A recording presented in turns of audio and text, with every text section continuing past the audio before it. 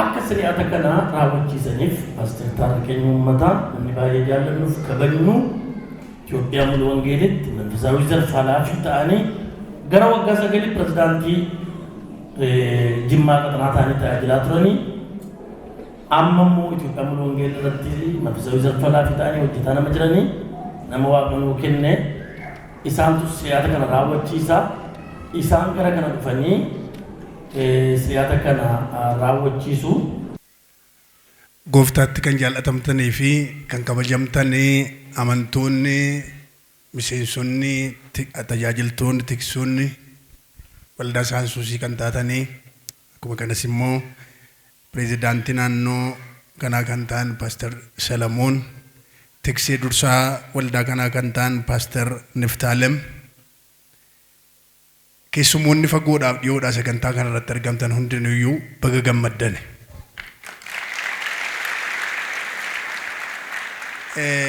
Baga gammaddanii nuuf hin ta'a kaadhimamaa Raajii Efireemii fi isaa fi baga siyaa gargaarutu jedhamaattiini. Nuuf garuu gammachuu guddaadha.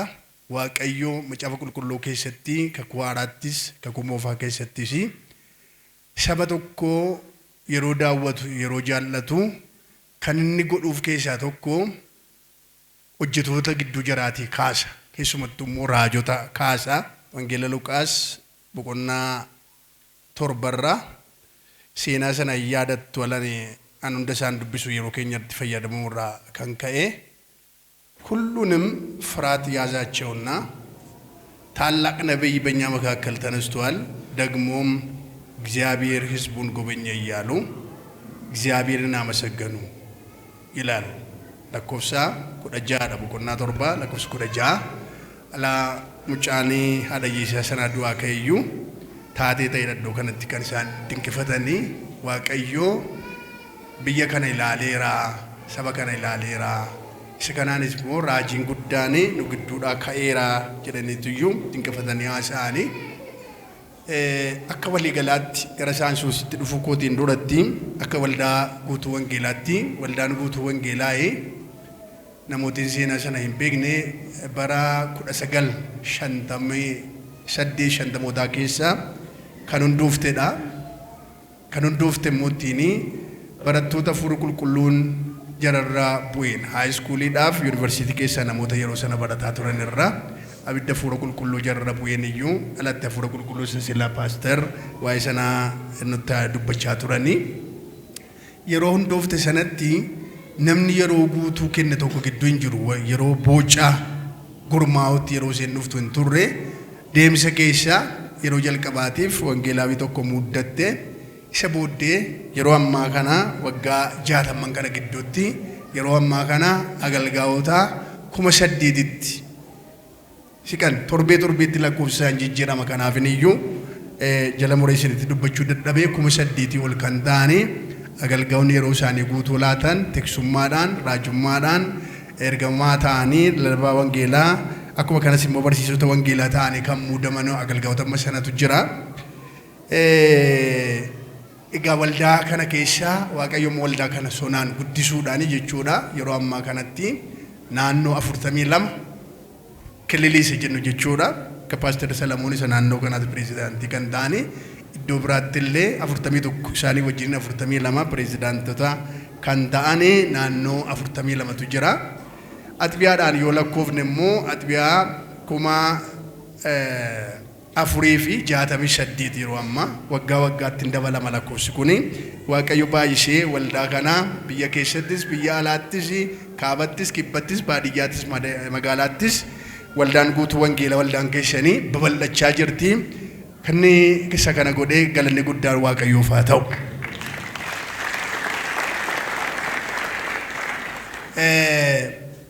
Babal'ina kana keessatti gaa standaardii agalgaa'otattiin simattee gara muudamaatti geessitullee baay'ee fooyya'eetu wanti baay'een isaa jechuudha fooyya'ee haala akkasiitiin waldoota obboloota ta'an kan biraas qaama kamiiniyyuu biyya keessas biyya alaas waldaa hawwattu taate Waaqayyo guddisee waldaa kana keessatti hojjetaa jira.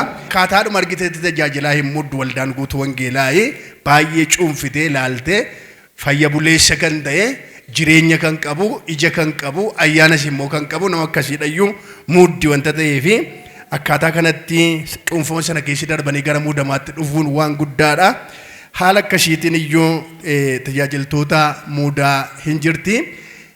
Keessumattuu gaammoo muudama isaarraa kaadhimamaan Raajii Efireemitti muudamu raajummaadhaani dhibban guutanu lakkoofsi isaanii dhibbaa gariidha 89 yookiin 90 ta'u yeroo ammaa kanatti kan muudaman raajonni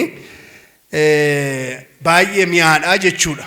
Baay'ee mi'aadha. Sababni isaa akkaataan gara raajummaa kanatti fidanii hundumarra immoo alaafinnetiin isaas guddaadha, itti gaafatamummaan isaas hojiin isaas immoo guddaadha. Sana hundumarra darbee Waaqayyo waldaa isaatiif kennaa kana kenneera wanta ta'eef galanni guddaan Waaqayyoof haa ta'u.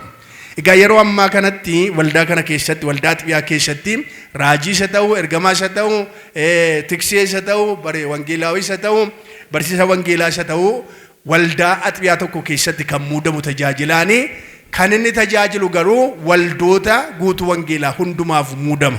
Biyya keessattis biyya alaattis standaardii isaa kan eeggate sartifikeetiin muudamaan laatamaa fi gaadha namni kun bakka eessatti iyyuu dubbii Waaqayyoo tajaajiluudhaaf kennaattiin bobba'e kanaan tajaajiluudhaaf gaadha jedhamee ilaalameetu iyyuu akka silaa isiniin jedhametti godarraa ka'ee waldootii 10 ol kan ta'an qaala gubaa'eedhaan murteessanii argineerra jedhanii waan ragaa baane achi erga dhufe immoo naannoon ilaalee gara biyyoolessaa waajjiratti erga dabarseeti waajjirri biyyoolessaa immoo maanajimentii qaba maanajimentii sanaan ilaalamee boordii biyyoolessaa irratti dhiyaateetu iyyuu gaadha namni kun jedhamee madaalleen isaa cimaadha. Gaafa boordiin biyyoolessaa murteesse sagantaan qabamee hamuudamu jedhee muuddaa kanarratti illee pirezidaantii mana amantaatu iyyuu argame muudama kana geggeessa. Yoo argame ofii isaatii argama, gaafa dadhabe immoo nama bakka buusa jedhamee seeratti bulmaataa keenya irratti kaa'amee jira wanta ta'eef anillee yeroo kana gaa fuula Waaqayyootiif fuula keessan dura pirezidaantii mana amantaa keenyaatiin bakka buumsa fudhadhe sanaani aaboo gooftaadhaa fi waldaa kiristaanaa biraa naaf kennameen muudama Raajii Efireem kana raawwachuudhaaf fuula keessan dura dhaabbadheera. Isa kanaan nu ga'e immoo galanni guddaan Waaqayyoof haa ta'u.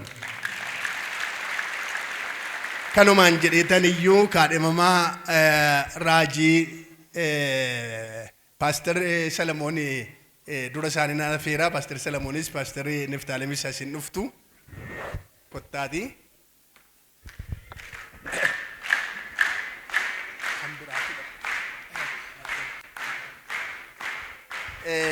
Kaadhimamaa Raajiin gara kanatti nuuf hin dhufa.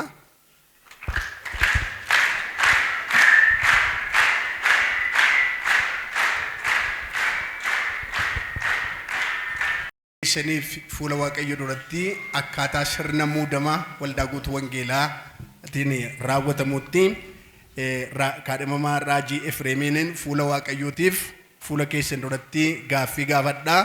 Inni immoo eeyyee jechuudhaani naaf hin deebisa. Kaadhimamaa Raajii Efireem Argawuu har'aa raajii taatee yemmuu muudamtu waldaa gooftaan Yesuus Kiristoos dhiiga isaatiin furee aarsaa fi gatii barbaachisaa kaffaluudhaan ciminaa fi amanamummaadhaan tajaajiluudhaaf Waaqayyoof saba kana irratti waadaa hin galtaa? Gargaarsa Waaqayyootiin.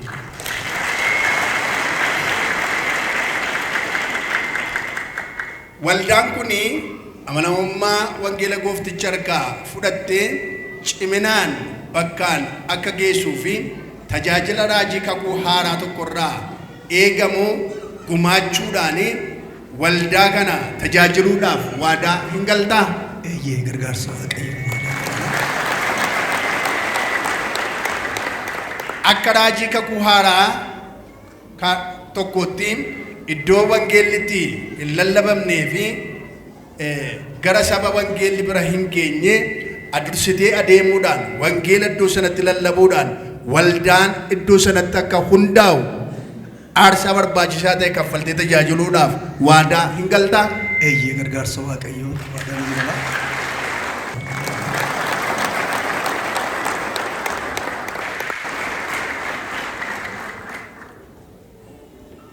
ofii keetii fi barumsa keetii fi of eeggannaa gochuudhaan maatii keessi akka sagalee waaqayyootti geggeeffachuudhaan saba kanaaf fakkeenya gaarii taate lookiif garaagarummaa saba gidduutti hin uumin tajaajila raajii tokkorraa barbaachisu kennuudhaaf waadaa hin galtaa?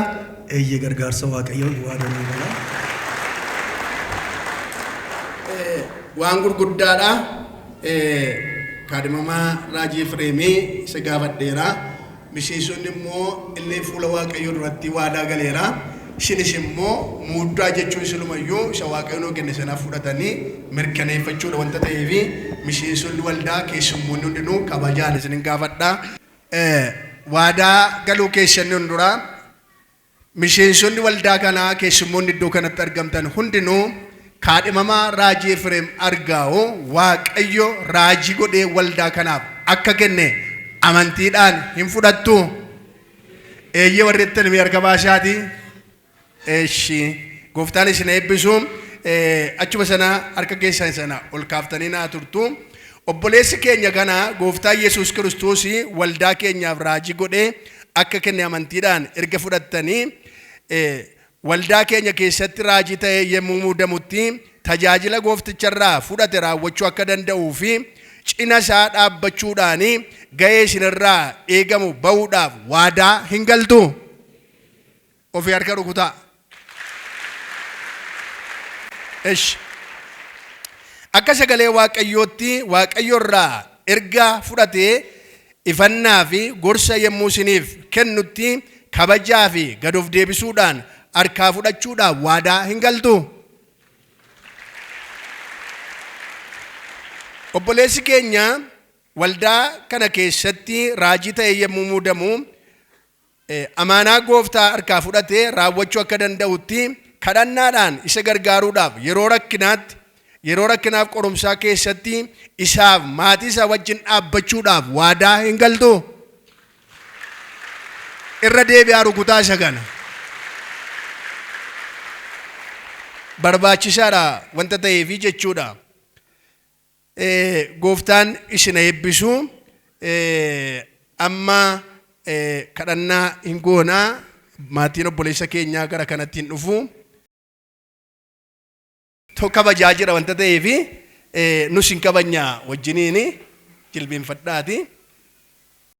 Sagalee waaqayyoo ergamootaa keessatti erga soomanii erga kadhatanii harkarra kaa'anii ergan jedhamee caafamee jira wanta ta'eef harkarra kaa'u kanaan muuddaa kanaan isuma kanaan duraa caalaa immoo harki waaqayyoo duukaa ba'ee hojjeta wanta ta'eef harka waaqayyoo irratti waamaa kadhadhaa waadaa gale kana galmaan ga'uu akka danda'utti maatii isaatiifis kadhadhaa isinis waadaa galtan sana raawwachuu akka dandeessanitti kadhadhaa waaqayyoo namni hundinuu.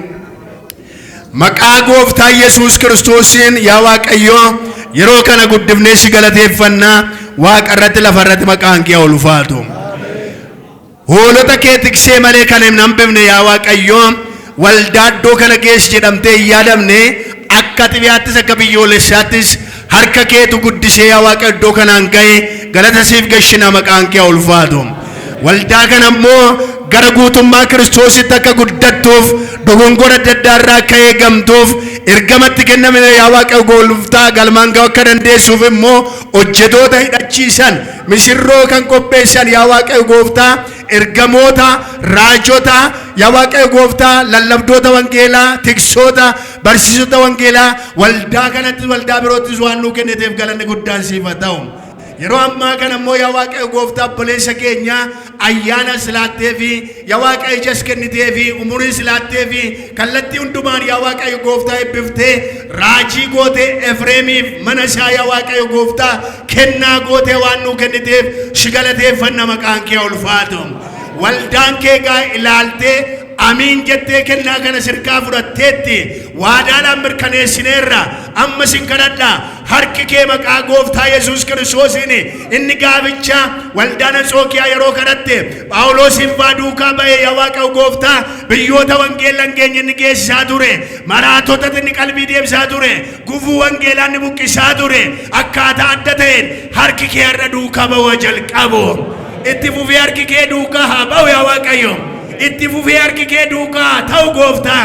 Laa Waaqayyo gooftaa tajaajila kana obboleessa koo mana isaatti kennineerra jarammoo harka keetti laannaa harki kee wajjiniin haa ta'u. Hamaan jara hin argatini. Waldaa kanallee daddabali ati eebbisi. Waan kana gooteef si haa galatu. Ulfaadhu maqaa Yesuusiin amiin. Gooftaan sin eebbisu ulkaatu.